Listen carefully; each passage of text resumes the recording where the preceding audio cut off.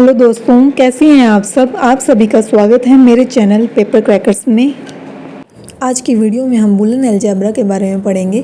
It is a mathematical system where we have Boolean variables and number of operators like not and or.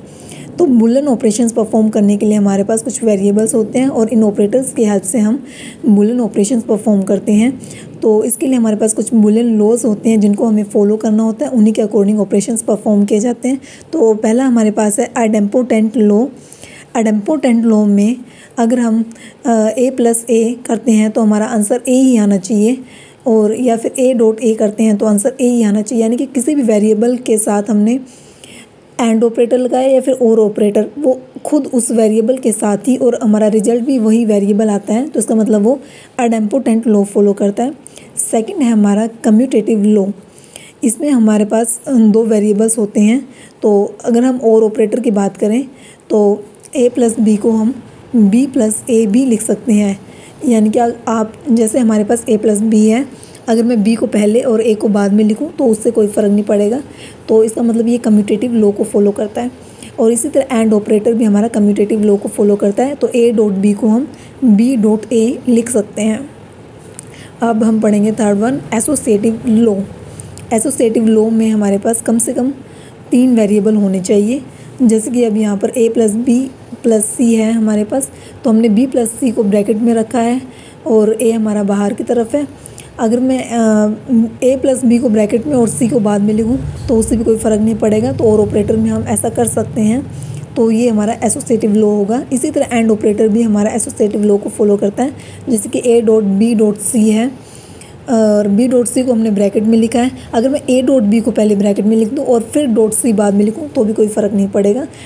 तो ये हमारा associative law है। अब fourth one हमारा है distributive law.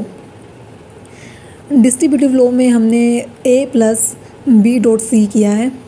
तो अगर मैं इसको डिस्ट्रीब्यूट करती हूँ इस वाले इक्वेशन को, a प्लस बी पहले और फिर डॉट लगा के a प्लस सी को एक ब्रैकेट में, तो इसका मतलब ये हमारा डिस्ट्रीब्यूटिव लॉ है।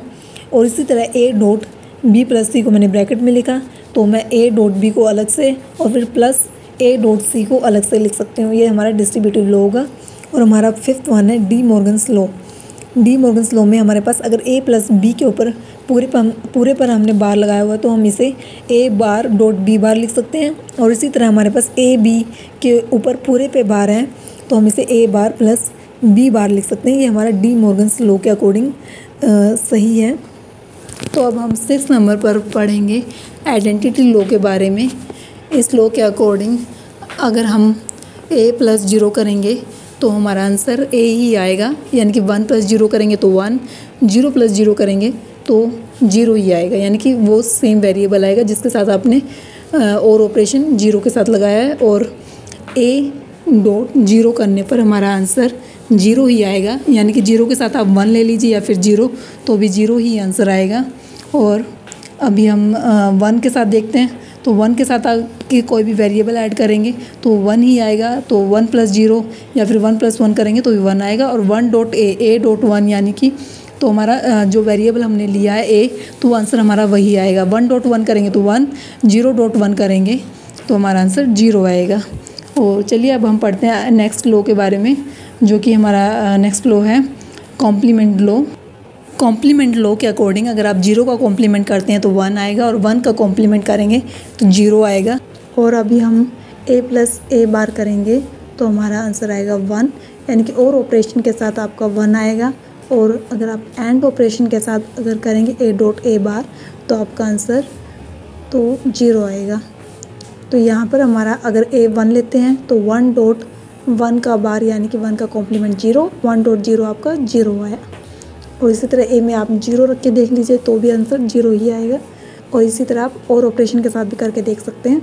और हमारा लास्ट नंबर पर 8th है इन्वोल्यूशन लॉ।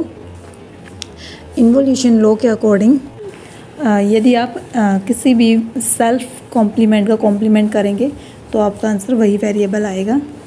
Thank you.